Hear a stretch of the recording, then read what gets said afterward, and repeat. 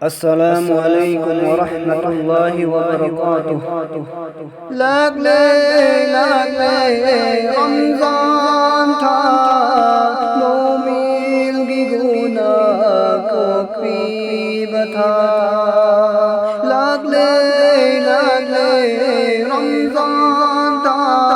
मोमिल की गुना को पी बता सही अमदा लाख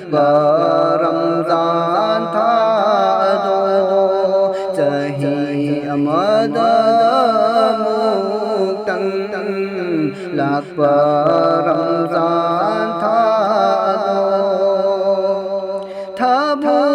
तारा माधो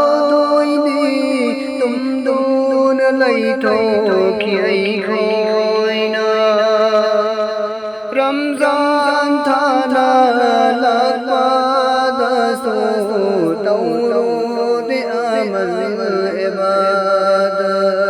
रमजान था तारानी सो हौ खानी अमो खं हौ दाना तौरा की खंगली गई अमल इबादत लोई खानी माथंग की तारानी सो लाग ले रमजान था मोमिल की गुना को पी बता अरोई बगी तारा निदना नंबोई नंदा बोई नीरो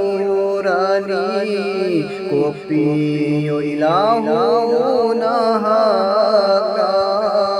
मोमिल की गुना को देंगा अरोई बगी तारा निदना फंगोई फंदा बनी रूरानी कोपी ओ इलाहो नहागा मोमिल की गुना को देंगा ngay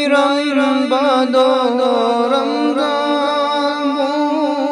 lakhi dara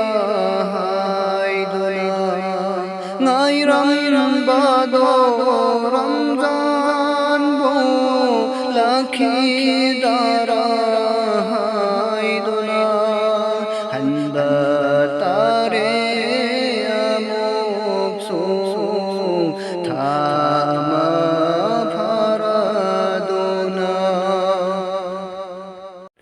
लाग ले रमजान था